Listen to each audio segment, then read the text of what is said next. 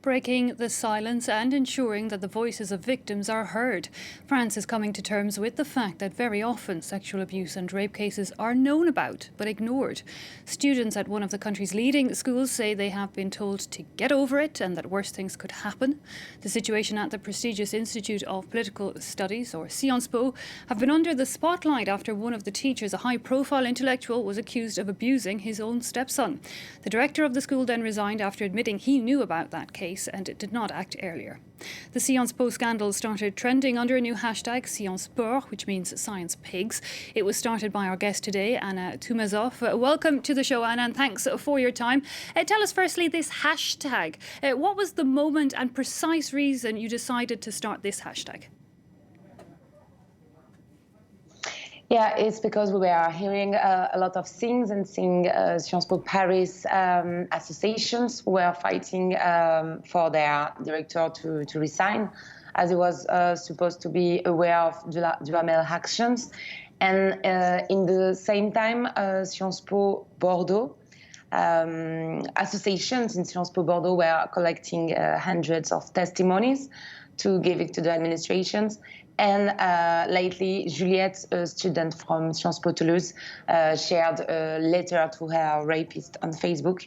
So after talking to her, we decided to make it more public on my Instagram account to put some pressure, on the directions. Indeed, to make it more global. Now, I believe you had not just feedback from one or two students, but in fact hundreds. Yeah, in the end, I put the testimony of Juliet on Sunday the 7th, and during the evening and the Monday morning, I received hundreds of testimonies, and that led me to create the hashtag on the Monday morning, and then the direction, the schools started to react. Sometimes in a good way, sometimes in a bad way. But some of the stories that you've been told, I mean, very serious accusations, rape by students, and people saying that they brought that to staff and to teachers and were basically ignored or dismissed as if it wasn't a big deal. Yeah, basically, the worst sentence for a rapist has been to be transferred in another campus. This has occurred a lot, and victims were most of the time forced to stay in the same school year as their rapist, as they were not even believed by the other students or by the administration. Now, you say you did have some reaction from Sciences Po. Do you think finally maybe things are starting to change? Actually, for the things to really change, they will need first to acknowledge that all of that happened, because it was the first step. Because of the scandal, they were obligated to face all these accusations, but actually they only acted surprised, which is very disappointing, because they knew it for years, as they were serial rapists in the Sciences Po. So maybe we can hope a change, but we will need a lot of pressure to be sure that it will happen, as Sciences Po is very powerful and very important in France, and as that's a very classical rape culture mechanism, so we can just hope for now. Indeed, it really is one of the leading schools in France, to which many of the country's politicians and elite have come. Do you think that there is perhaps that the culture of silence is nearly worse in the elite part of society, or is it everywhere?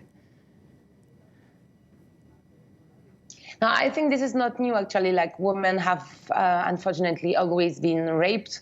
So what's happening in Sciences Po is not a real surprise, but this is worrying, as you said, because it's the school where France is formatting all the future politicians. Actually, the point is that we can talk about rape culture, as I said, because there is a real impunity for the rapist, and victims and all the other students are supposed to remain silent.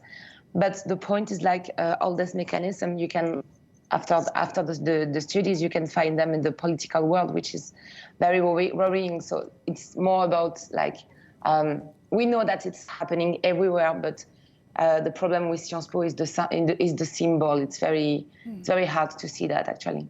Also, legally in France, proving rape is quite different from other EU countries, the criteria of what they determine legally as that. And then also another issue up for the topic currently here in France is the age of consent. Unlike the rest of the EU, not yet fully enshrined in French law. Why do you think France is so different to its European neighbours on these issues?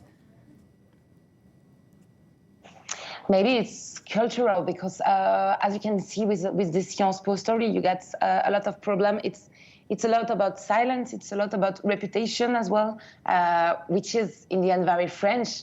As you've seen in the case of Sciences Po, it's because all the universities want to keep their reputations as they are like what we call great schools, known in the entire world. So. Yeah, it's a lot about reputation and being silent, and also about this matter, of seduction in France. So I think that as a country being literally abused by all this rape culture and all these big seductions principles, we will need to have a deep reflection about it.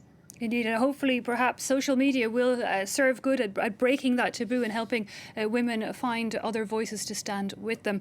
Anna Toumazoff, thanks so much for your time and joining us here on France 24.